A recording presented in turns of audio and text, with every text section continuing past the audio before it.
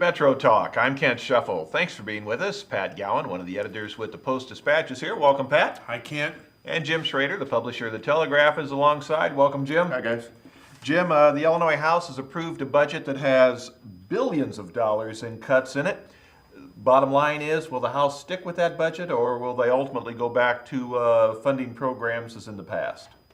Well, I think the House will stick with that budget. That doesn't mean it's going to fly through the Senate and go through without any changes. Sounds good on paper, looks good on paper. Let's see, I think Congress is going to be in session 17 days this session before they go back out to campaigning on the trail. This allows them to say, we tried to make these drastic cuts, but then our constituents said, this is really going to hurt, or the Senate rejected our plan, again, out of hat. It's not going to stick like this. We've talked about this for 4 years now, 8 years now on this show, about it's going to take a combination of new revenues coming in and some painful expense cuts. Nobody wants to do the expense cuts. It's one thing to sit around and talk about it in Springfield and say, well, this is what we think needs to be done. But then when you come right down to cutting people or places or where the actual rubber hits the road, that's where it becomes really painful. I don't think it'll go through like this. I don't know what the ultimate end result is going to be. I suspect that since it is an election year, that tax increases are not going to fly very well. They're going to have to find some other way to disguise that. And I suspect that the cuts that they've talked about will be greatly diminished before the final budget goes through. Pat, the Illinois House has approved a budget that includes billions of dollars in cuts. Will that last, or will we end up seeing programs funded as normal in the past? Well, what gets to the Senate, it may be a whole different looking picture, and the amount of money involved may change a lot too, but the most important figure isn't the amount of money they're cutting. The most important figure is the vote by which it passed the House, 91-16. Now, the Democrats and Republicans are aligned a lot more closely than that. That means that is a truly bipartisan vote. The Democrats and the Republicans both overwhelmingly supported that level of cuts. Now, it may be easier to be in the first chamber to make the cuts because the other ones can, be a safety net, sort of. But it says there's a stronger resolve, maybe than ever, in the Illinois House to make desperate cuts, as I suppose we finally near the end of the rope. It's had support from the leadership, both on the Democrat and Republican sides in the House. I think it suggested something. The magnitude yet to be decided, the depth of pain yet to be decided, but that something may really come out of that this year, an election year notwithstanding. This was a little surprising. You mentioned support from the Republicans. The leader of the House on the Democratic side, the leader on the Republican side, actually co-sponsored the budget bill. It doesn't get much more bipartisan than that, again, in an election year. Now, it's not a state office election year, so there's some consequence in the legislative races, but at least you're not fighting for who's going to be governor or secretary of state, or those offices aren't up this time around. There isn't even a U.S. Senate race. So in a way, it's a pretty good election year as years go. If you're going to be making changes in an election year, it's a pretty good election year in which to be doing it. But they're simply at the end of the rope, and that bipartisanship in this bill, I think, suggests that. Jim, are you surprised that the Democratic and Republican leadership in the House could come together to get this approved? I'm not surprised because, how could you go back to your constituents and say, yeah, we're broke, yeah, we've got a $15 billion deficit, but we're not going to cut any spending. When everybody else, down to the constituent level is trying to figure out how they're going to pay for $4 gasoline, they're going to have to pay for rising prices on everything else. What healthcare is going to cost them, what gasoline is going to cost them, what everything else is going to cost them, to go back and say, hey, it's business as usual in Springfield. I'm not surprised that on paper they said some cuts should be made.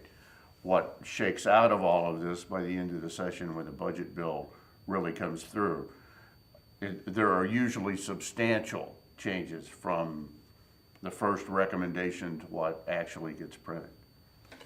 Jim, a state commission is recommending that the number of state, or rather the number of regional superintendents of education be reduced from 44 to 35. Is it a good idea to eliminate part of the regional superintendents? Good idea for the taxpayers, probably not a good idea for those 9 affected regional superintendents and the staffs of those regional superintendents. Again, as Pat says, we're at the end of the road.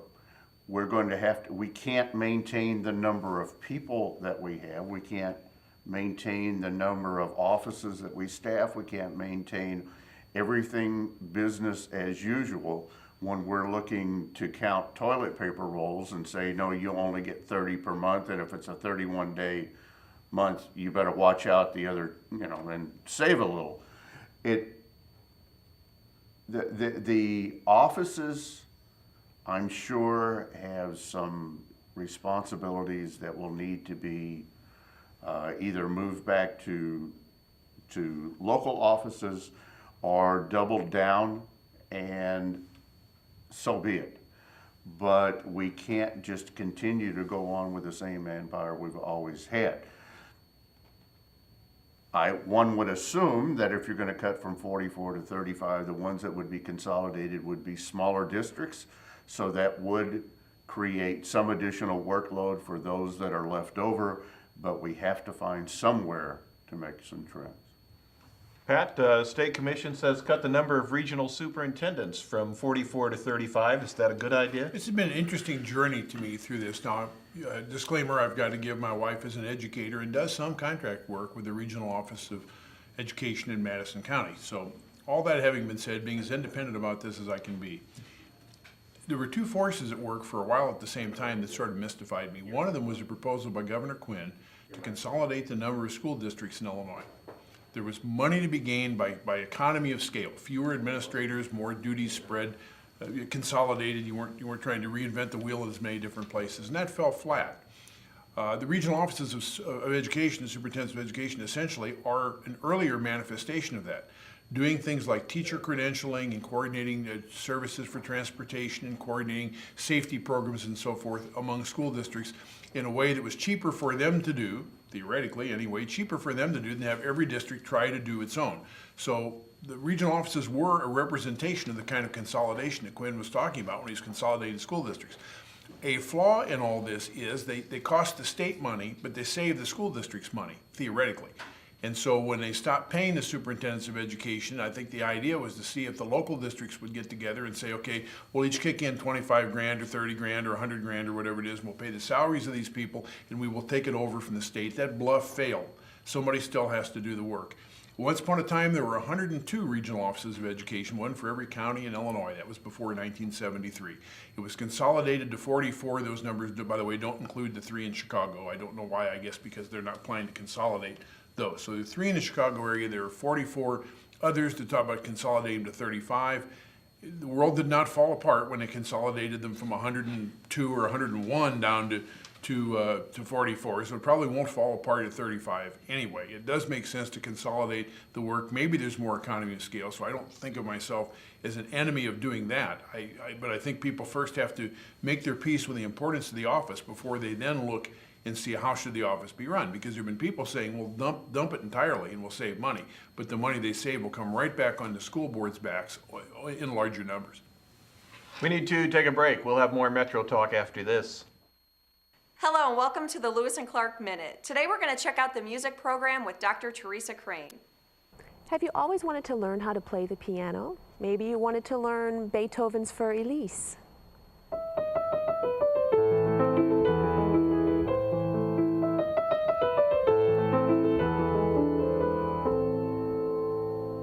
Or maybe you like a more popular style like Jim Brickman.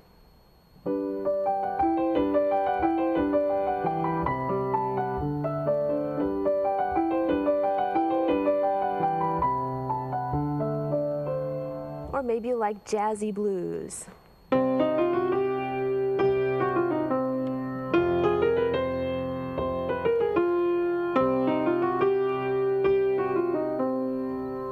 You can learn all this and more right here at Lewis and Clark Community College. This has been your Lewis and Clark Minute.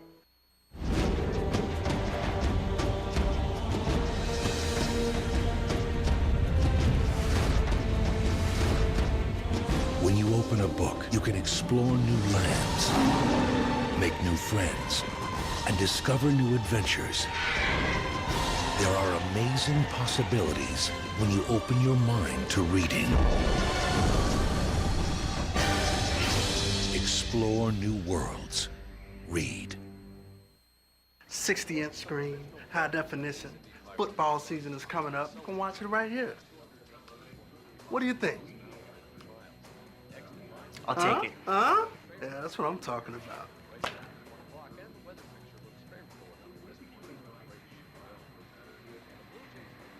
You're right. I don't need it.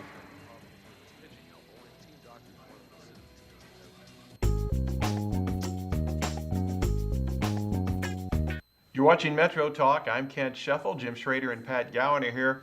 Pat, legislation has been introduced that could lead to entrance fees to Illinois state parks. Are we at the point where there should be an entrance fee charged every time you go to a state park? No, surprise, surprise, there are only 7 states that don't, Illinois being one of them. Wisconsin, what do I get in my notes, $7 a day per car, or $25 a year for permit. Indiana is $5 a day, I'm sorry, or $36 a year for a permit. The only question I have about it, and of course I'm not a big user of the park, so this is real easy, you know, charge them a lot. I don't really mean that, but you know, it's just not something I use much of. What I don't understand is what the costs are of collecting it. Because I don't know how manned these places are. Do you have to have a guardhouse? How do you collect the money? Who collects the money? What does it cost to collect the money? And how many $5 per car or $7 per car do you have to collect before you pay the salary of the person who's doing the collecting? So I'm not sure about the economics of it, but in terms of the logic of it, I don't seem to see any downside to that. Jim, does it make sense to be charging entrance fees to the state parks? Is it time for that? Well, there are fees that are charged by state parks. If you're a camper, for example, if you're camping overnight in a rustic site, i.e. no electricity, no water, it's one price. If you have power hookups, it's something else. So it's not like that there aren't other fees that are already charged by state parks. And nobody seems to squawk about them. They may squawk about it if that price goes up $1 a campsite a night. What Pat points out, though, however, is an interesting point. If you have multiple entrances to a state park, which you quite possibly could have, multiple ways in, you're in theory going to have a guard at every site. If you put it on the honor system, that only works so far, you know, pay as you come in. I used to do a lot of camping, and they would have an honor system on the camping fees, but you got a yellow tag according to what day you came in. And if they came around and you didn't have a different colored tag, they would say, hey, you didn't come back and pay, or however that works out. I think about the old McKinley Bridge when they had tolls. Towards the end, the manning of the toll booths cost more money than the monies they were collecting for the tolls entering. You take like a Wayne Fitzgerald State Park that has multiple gates, has multiple entrances. Many of the other state parks, there's different ways in and out. That could cost a lot of money. The logic of paying for the upkeep of the park to the users of that park makes absolute sense to me. And if I'm going to spend the day at Wayne Fitzgerald State Park and I'm going to use a barbecue pit and I'm going to be there next to the hiking trails, I don't see a problem with it. There are, just like everything else, there's some fleshing out of the idea that has to make sense here. The people that are frequent birders or hikers or so forth are not going to like the idea, but those are also the ones that are getting the most of the use from the state parks. I would mention, by the way, Illinois does have a fee. There's a wildlife preserve in Peoria area that has a fee, and there are a couple of state parks that have beaches, and access to the beach has a fee. So to some extent, Illinois already does this. Pat, a lawmaker from the Champaign area is upset over the University of Illinois' use of headhunters in finding administrators. He says that shouldn't be happening. The Illinois legislature has approved legislation that would put restrictions on the use of headhunters. Is it a good move by the representatives to stop using recruitment firms? Well, I think when they originally did this, they thought they were talking about tribal headhunters who would bring them the shrunken heads of the. Didn't Back when they realize were what the were Illini. doing. Yeah. I guess University of Illinois spent $250,000 in a search for a new chancellor. The president recently forced out it's being replaced, I guess, for nothing, at least in the short term. The logic is, why are we paying outsiders fees to do something that of all institutions, the university seems like it ought to have within itself the resources to accomplish, which is vetting and finding these people. And I don't know what the track record is of the places that have found leaders with executive searches, the so-called headhunters, versus those that don't. But I'm certainly inclined to think it's possible to fill a lot of important jobs without necessarily having outsiders try to do it for you. And when you have the outsiders do it, I think there are probably a certain number of people who are on the radar. I think it tends to narrow the field, in my humble assessment of what I think goes on. Narrows the field. I think it tends to drive up the pay of the people that you buy, because they come, highly vetted, highly vaunted by this company, and the fact that you're limiting yourself to a certain pool of people would necessarily sort of raise the expectations of pay. So I don't think it's necessarily a real good idea to use them.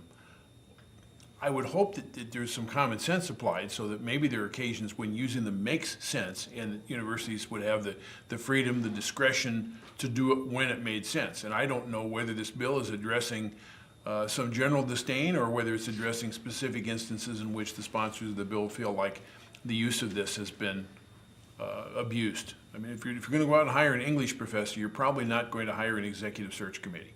If you're going to get a chancellor or president, you're more likely to something between. I don't know. I'm not quite sure how you regulate this. I have some misgivings about tying the hands of university leaders from doing what they think is best for the institution.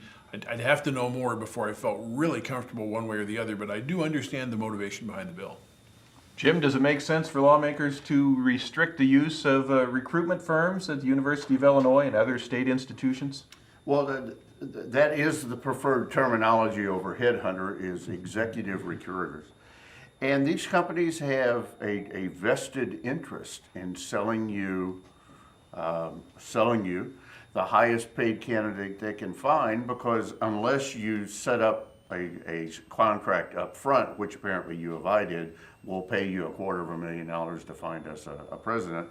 And oh, by the way, isn't this the second president we've gone through in 4 years for U of I?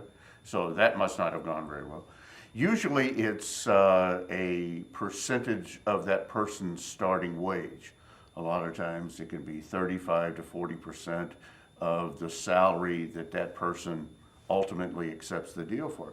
A lot of these executive recruiters make a business out of convincing Pat Gowan that he ought to quit the Post-Dispatch and go to work for the Telegraph, so they can collect their fee.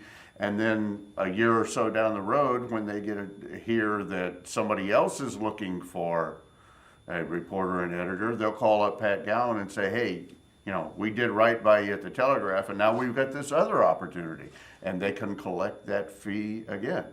I'm sure Pat gets calls from headhunters from time to time. I do. And they are people that make their money by selling you to a prospective employer.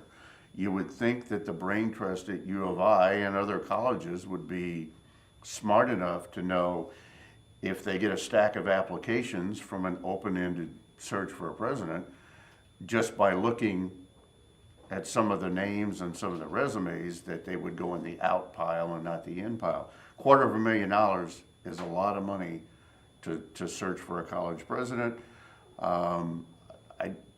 In many firms, including mine, for example, Freedom Communications, our parent company, we don't use executive recruiters anymore. They're very expensive. They add a lot of costs to your expense line, and I would think that colleges ought to be able to do the same thing. We're going to take a break. We'll have more Metro Talk after this. Hello and welcome to the Lewis and Clark Minute. Today we're going to check out the radio broadcasting program in WLCA with Mike Lemons. Have you ever listened to your favorite radio station or your favorite disc jockey and say, you know, I could do that? Or maybe you're the type of person who says, I could never do something like that. Well, with the help of first-year mass comm student John, we're going to show you just how easy it is. Each voice intro starts with talking about the band that just played, and we add a station identifier. Next, you want to offer some information that may be of interest to your audience. And finally, tell the listeners what the next song is, who sings it, followed by another station identifier. John will do one live now. Silver Sun Pickup Substitution on WLCA. The Big Pink released their debut album called A Brief History of Love. The single is off that album. It's The Big Pink with Dominoes. It's on College Radio's Best 89.9. This has been your Lewis and Clark Minute.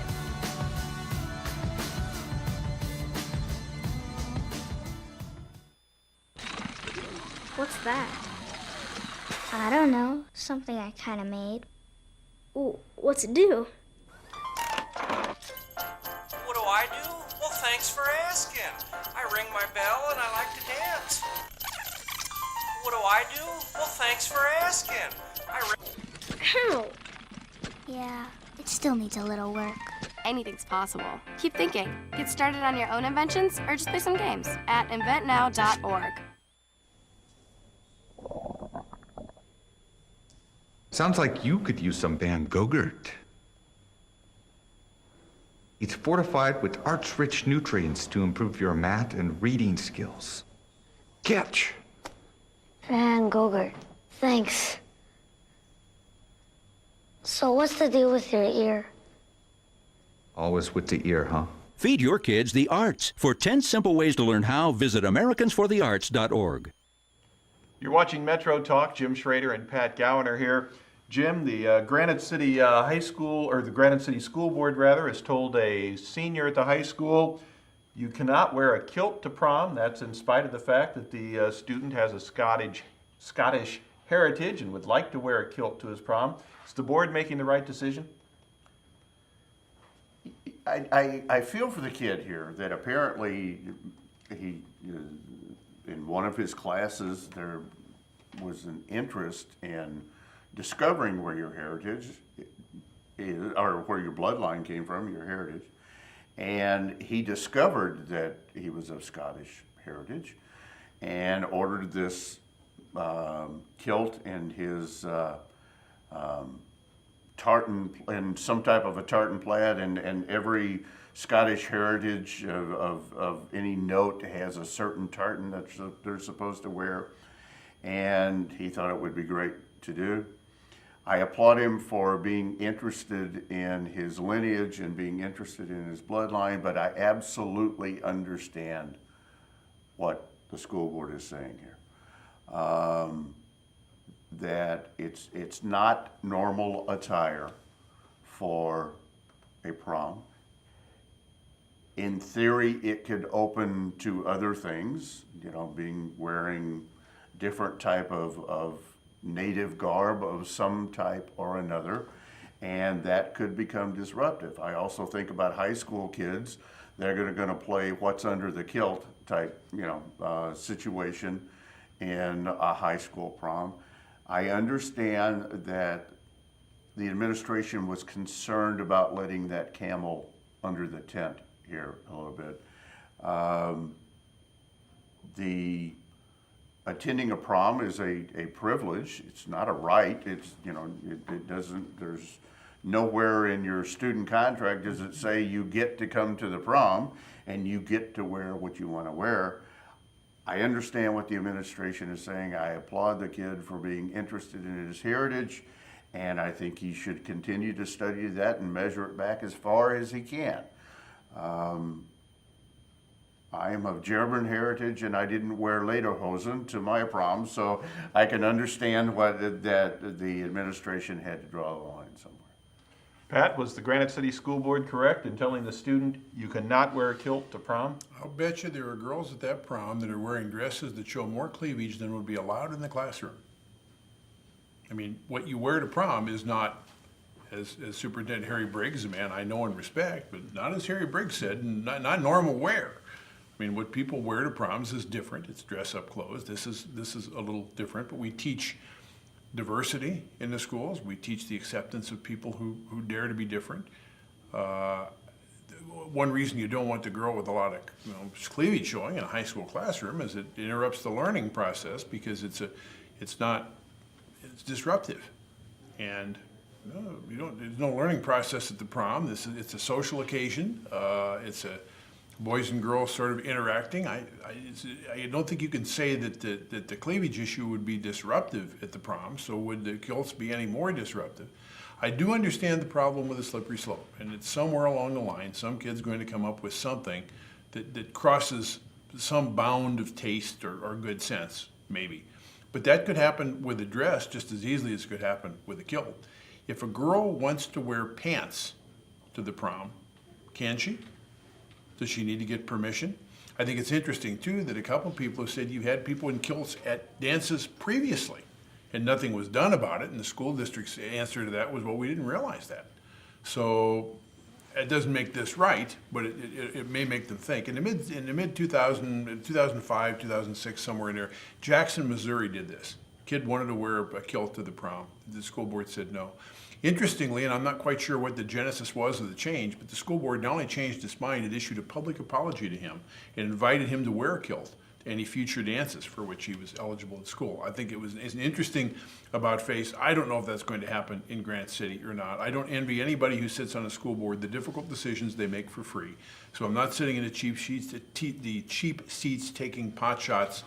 But it is a matter of public policy. It seems to me like the young man involved who wore his kilt at the school board meeting, by the way, we have a picture of him there in his tuxedo shirt and his kilt. It looked, was different, but it was not offensive that I can see. He seems to have comported himself with class and grace with this. He understands. He's not made a huge stink about it. He extended his rights. He exercised his rights and accepted the decision of the school board. So he certainly has comported himself very well in all this. Whether they're right or wrong is not mine to say, but I can tell you if I'd been on the school board knowing what I know, I'd have voted in favor of the kid in the kilt. Well, and apparently this kid is not a behavioral problem. I don't know if he's an advanced placement student, but he's apparently a very good student. He learned the age-old lesson that sometimes it's better to ask forgiveness than permission. That's going to do it for this edition of Metro Talk. Thanks for being with us. Jim Schrader, the publisher of The Telegraph, has been here, along with Pat Gowan, one of the editors with the Post-Dispatch. I'm Kent Scheffel. We'll see you next time.